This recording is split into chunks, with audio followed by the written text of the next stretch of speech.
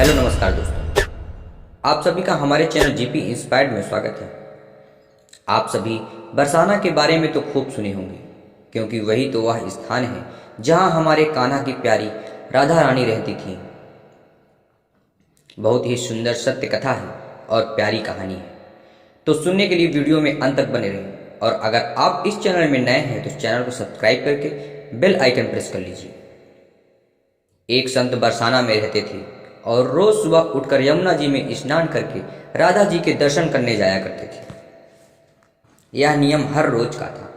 जब तक राधा रानी के दर्शन नहीं कर लेते थे तब तक जल ही नहीं ग्रहण करते थे। दर्शन करते करते तकरीबन उनकी उम्र 80 वर्ष की हो गई। आकर रोज की तरह उठे और यमुना में स्नान किया और राधा रानी के दर्शन को चले गए। मंदिर के पट खुले और राधा रानी के दर्शन करने लगे। दर्शन करते करते संत के मन में भाव आया कि मुझे राधा रानी के दर्शन करते करते आज 80 वर्ष हो गए, लेकिन मैंने आज तक राधा रानी को कोई भी वस्त्र नहीं चढ़ाया। लोग राधा रानी के लिए कोई नारियल लाता है, कोई चुनरिया लाता है, कोई चूड़ी लाता है, कोई बिंदी तो कोई साड़ी लाता है, लेकिन मैंने तो आज तक कुछ भी नहीं चढ़ाया। यह विचार संत जी के मन में आया कि जब सभी मेरी राधा रानी के लिए कुछ न कुछ लाते हैं तो मैं भी अपनी राधा रानी के लिए कुछ न कुछ लेकर जरूर आऊँगा। लेकिन क्या लाऊं जिससे मेरी राधा रानी खुश हो जाए। तो संत जी यह सोचकर अपनी कुटिया में आ गए। सारी रात सोचते सोचते सुबह हो गई। उठकर स्नान किया और आज अपनी कुटिया में ही राधा रानी के दर्शन पूजन करने लगे। दर्शन के बाद बाजार में जाकर सबसे सुंदर वाला लहंगा चुनरिया का कपड़ा लाए और अपनी कुटिया में आकर के अपने ही हाथों से लहंगा चुनरिया को सिला और सुंदर से सुंदर उस लहंगा चुनरिया में गोटा लगाएं। जब पूरी तरह से लहंगा चुनरिया तैयार कर लिया तो मन में सोचा कि इस लहंगा चुनरिया को अपने राधा रानी को पहनाऊंगा तो वह बहुत ही सुंदर लगेंगी। यह सोच करके आज संत जी उस लहंगा चुनरिया को लेकर राधा रानी के मंदिर को चले। मंदिर की सीढ़ियां चढ़ने लगे और मन में सोच रहे हैं, आज मेरे हाथों के बनाए हुए लहंगा चुनरिया राधा रानी को पहनाऊंगा तो मेरी लाडली खूब सुंदर लगेंगी। यह सोचकर चले जा रहे थे। इतने में एक बरसाना की लड़की लाली आई और बाबा से कहती है, बाबा आज बहुत ही खुश क्यों हूँ, क्या बात है बताओ ना। तो बाबा ने कहा, लाली आज मैं बहुत खुश हूँ। आज मैं अपने हाथों से राधा रानी के लिए लहंगा चुनरिया बनाया हूँ। इस लहंगा चुनरिया को राधा रानी जी को पहनाऊंगा और मेरी राधा रानी बहुत सुंदर दिखेंगी। उस लाली ने कहा, बाबा मुझे भी दिखाओ ना आपने लहंगा चुनरिया कैसी बनाई है। लहंगा चुनरिया को देखकर वो लड़की बोली, अरे बाबा राधा रानी के पास तो बहुत सारी पोशाक है, तो ये मुझे दे दो ना।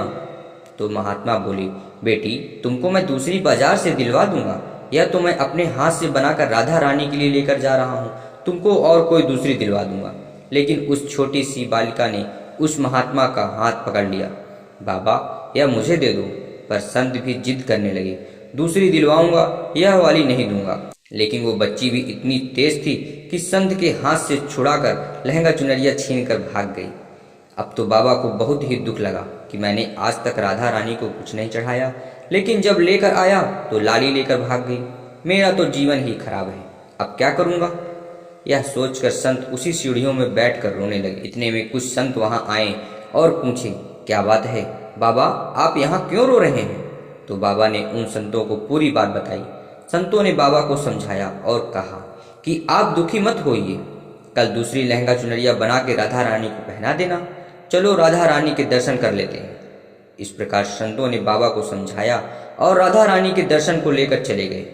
रोना तो बंद हुआ, लेकिन मन खराब था क्योंकि कामना पूरी नहीं हुई।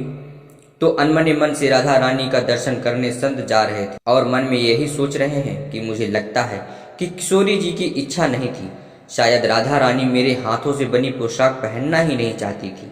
ऐसा सोचकर बड़े दुखी होकर जा रहे हैं। मंदिर आकर राधा रानी के पट खुलने का इंतजार करने लगे।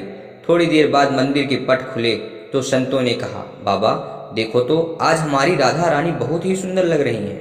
संतों की बात सुनकर के जैसे ही बाबा ने अपना सिर उठा करके देखा तो लहंगा चुनरिया जो उन्होंने अपने हाथों से बनाकर लाए थे वही आज राधा रानी ने पहना था। बाबा बहुत ही खुश हो गए और राधा रानी से कहा, हे राधा रानी आपको इतना भी सब्र नहीं रहा, आप मेरे हाथों से मंदिर की सीढ़ियों से ही लेकर भाग गई।